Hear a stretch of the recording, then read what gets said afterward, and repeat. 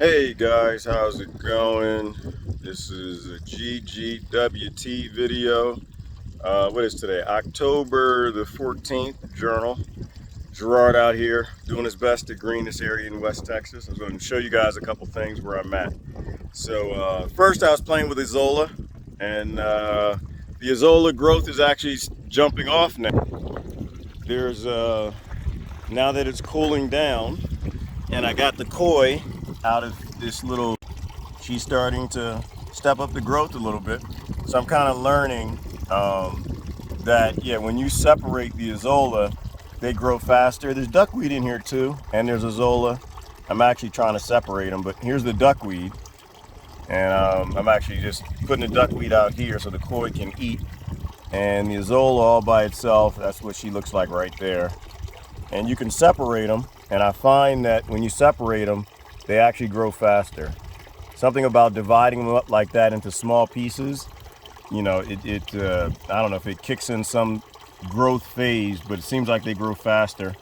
So I actually planted over the pond. I had to do a supply run back east, and I came back with a bunch of, well, I didn't bring any more elephant ear, but I brought a bunch of floating plants. And it actually is breakfast time, so it's a good thing. I've got a bunch of green onions over here and over there I need to pick. I got a little mint back in there started, or a little more mint.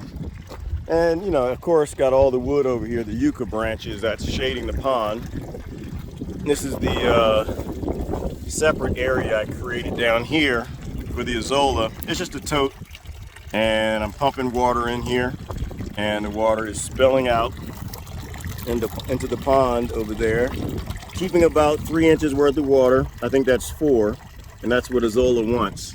So we'll watch that production step up. So as I have more and more Azolla, I'm going to start to spread things around. We'll go head up here and show you the house. So spending a lot of time. This is going to become the patio area over here, by the way.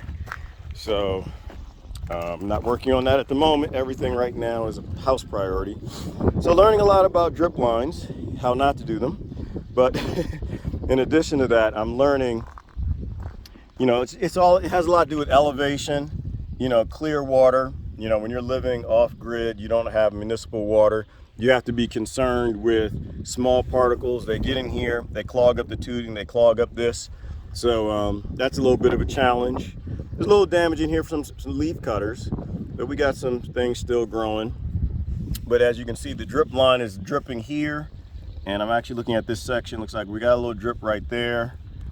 Okay, this one's dripping too. Slow, but some of them were clogged. So you got to keep your water filtered as best as possible, or these things will clog up pretty quickly. And we got some sunflower still going, and castor and pumpkin, and sunflower and castor, and forgot what that is. I think it's a Tipawanatipu, pumpkin and castor, and you know, what is this?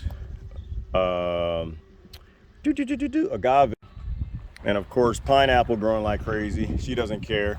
This drip line died while I was gone for 2 weeks on a supply run. And we lost the Benjamina ficus over here. She's probably not coming back. And I'm not even sure if this drip line actually works.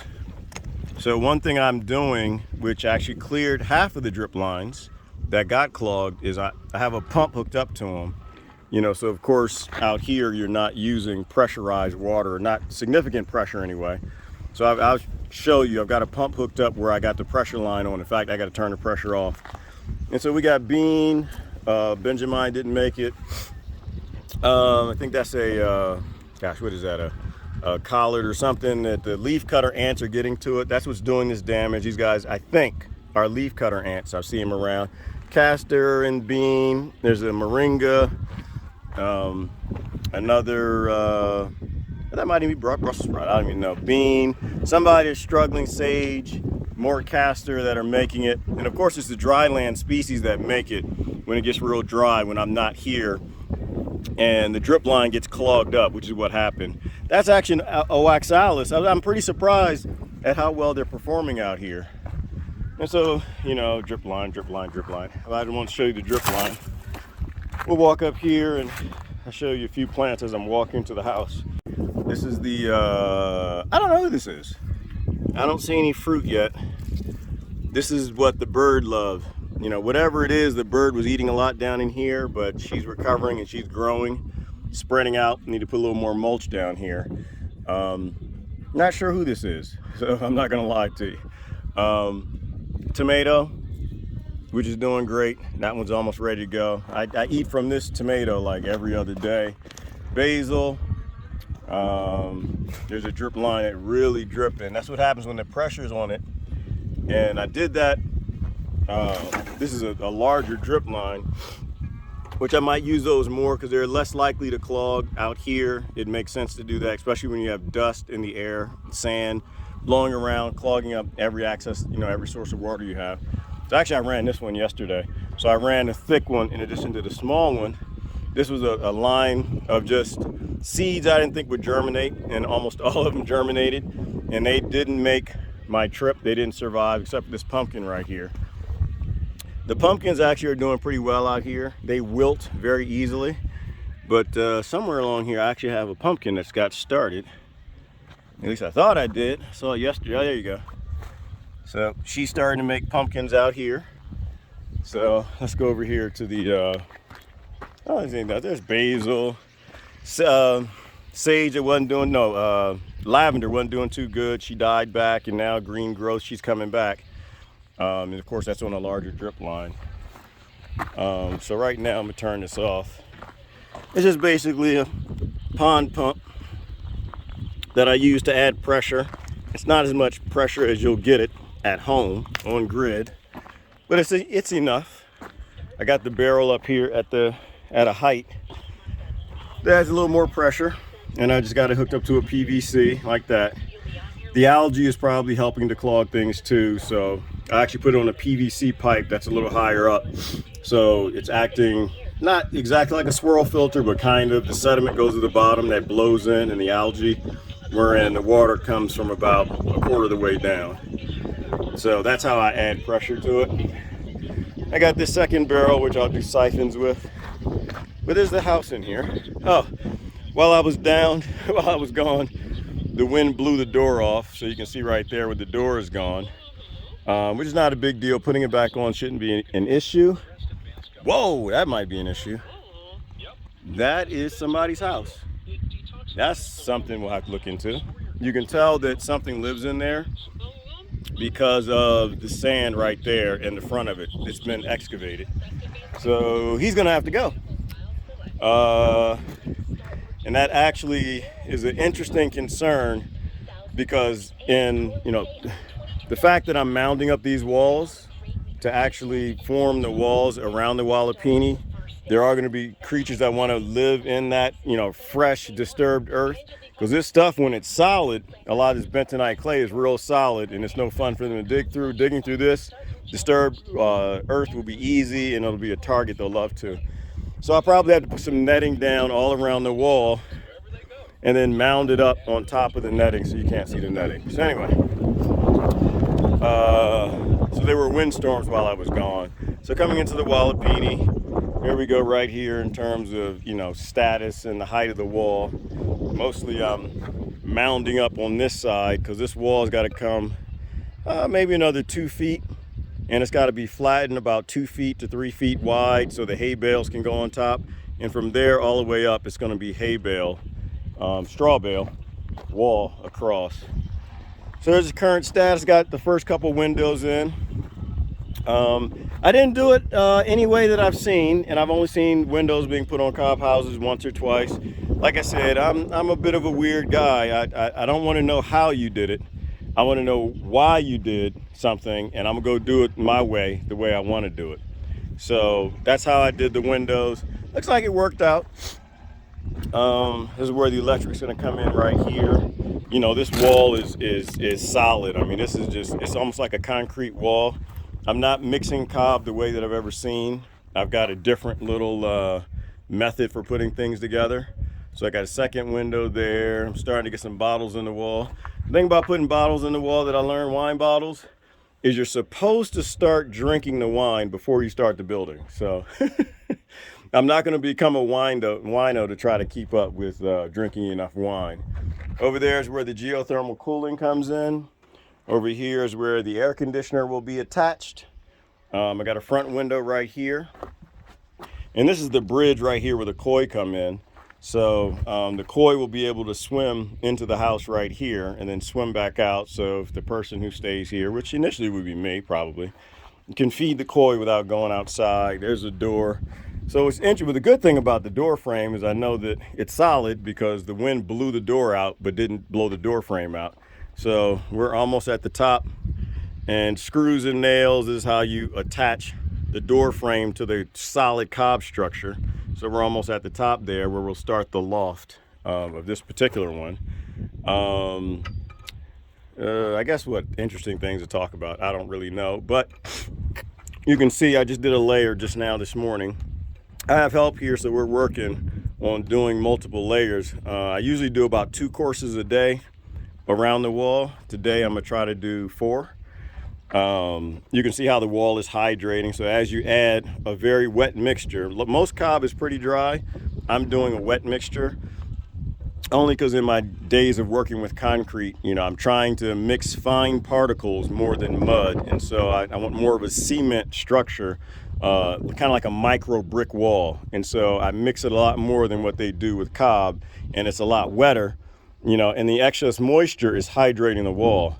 So I think since I've gotten back, I want to say it was since I left, I stopped around here, but you can see the color of the wall, and that's water just dripping down through the wall. So the wall is rehydrating, so it's wetting, it's getting wet. That bentonite expands when it gets wet, and then contracts when it gets dry. So all that's expanding and drying, so it's locking together. Because the power of a cob house is you're basically living in one solid structure, right? This is one solid concrete brick that's made of clay.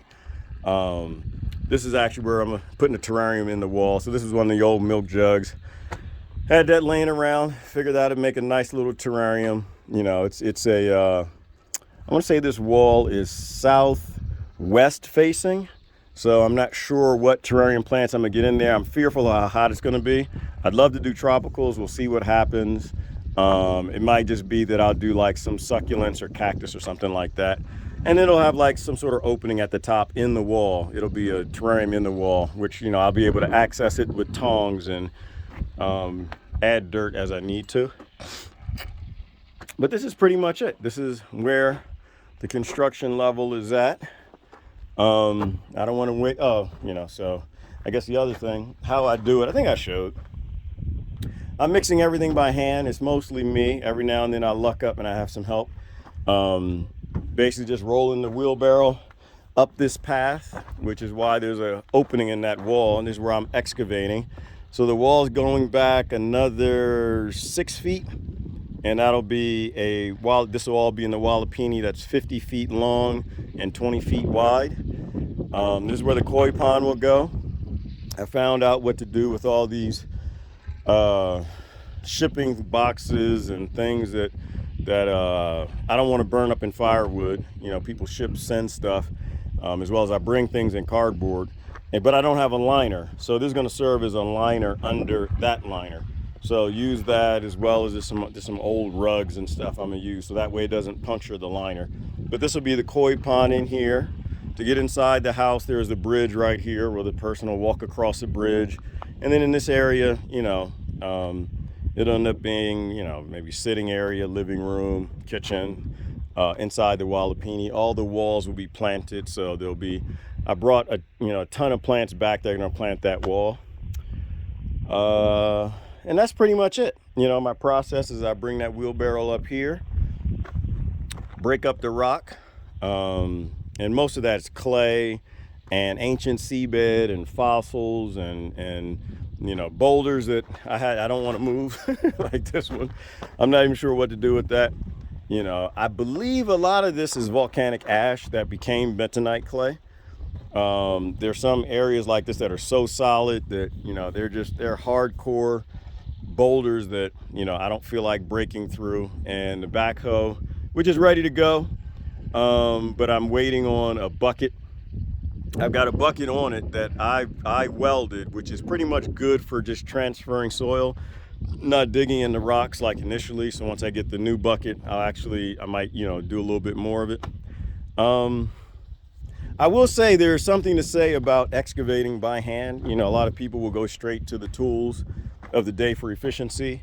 It's allowing me to understand what's going on here, right? I'm not a geologist, but understanding how my soil became what it became, where the sand is, where the clay is, and this volcanic ash, which I think is what it is, some of it, formed solid, some of it didn't. A lot of this, if you put it in water, these break down. These aren't actually rocks. These are just clay ball, very, very solid, dense clay balls. Again, bentonite clay, it expands when it gets wet and it shrinks when it dries.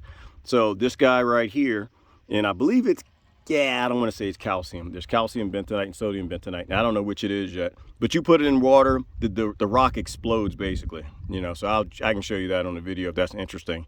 But when you put it in water, air bubbles start coming out and the thing it just breaks apart. So when I'm mixing the clay, in which I did another video, I'm not sure if I even uploaded that. I probably have to upload it. You want to do about a 50-50 mixture, sand to clay, and then I'm using alfalfa. You can use hay or straw stalks. I make sure I get about 50% from this upper layer here, and then I'll get 50% from the lower layer here, which is the ancient seabed, right? And this is all sand and gravel, grit, fossils, things like that. And this is why, like I said, it was good to do this by hand, because there's the ancient seabed and there's sand all in between. And then there's all that volcanic ash. And so maybe this was when some sort of volcano blew or whatever, and it became this bentonite clay. And some of it is real solid rock that even if you put it in water, it doesn't break down. And then above that is your subsoil. So in doing it by hand, I was able to see what is where. And that's good. And I had an expert, like I said, who came and helped me, who's taught cob classes and in terms of making sure I got enough clay. And so what I'll do is I'll go harvest buckets of clay I've got a few good sources over that hill, and I'll bring back and I'll add a little clay to my mixture. But anyway, so that's it. I just want to do an update on the house, where things are right now. I've got to get back.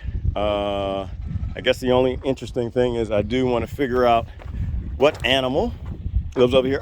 So this, I didn't show this here. So this is a wall that I didn't finish, and the reason why is because I use this for my wheelbarrow track. I bring the wheelbarrow in here, and I start building up the walls. Once I get to like maybe another 2 feet high, I'm gonna go ahead and seal this up. This isn't gonna be open. And the reason I don't want to seal is when I seal this, it means that I'm gonna be carrying buckets of, I'm gonna have to mix over here, excavate, mix, and then carry buckets across the bridge into here, and that's gonna slow down the build. But by that time, the only thing that really should be left should just be doing this, and this should go up quick. I should be able to finish this very quickly and then do the loft. I'm still trying to figure out the height of this and how I want to do these conduit. What I don't like, which is good about the kits, you can get a greenhouse kit. That's one way to do it, and I'll probably do some of them in a kit. I like to do it different ways. Is, you don't want the middle section to be a connection of two conduit. That's a weak point. So I'm going to take that out, and there's going to be a solid section there. There'll be a connection here and a connection here. I'm thinking about actually doing a support, which will actually end up in the middle, and studs across that it's mounted on. But I'm also thinking about taking it up a little higher. If you can imagine, that's about the height of the door. At the height of the door is where the loft is going to start. And that's only about a 4-foot loft, which isn't a lot of space. So I think I might raise this, because this side is a little higher than the other side. Raise it another 2 feet. I'm not worried about snow load out here.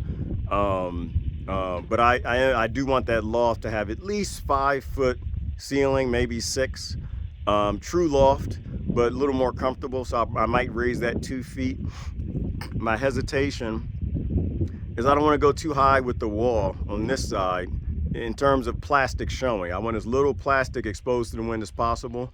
what I started to say is what I found out about the conduit in the little greenhouse is when it's 113 out here, that conduit gets very, very hot.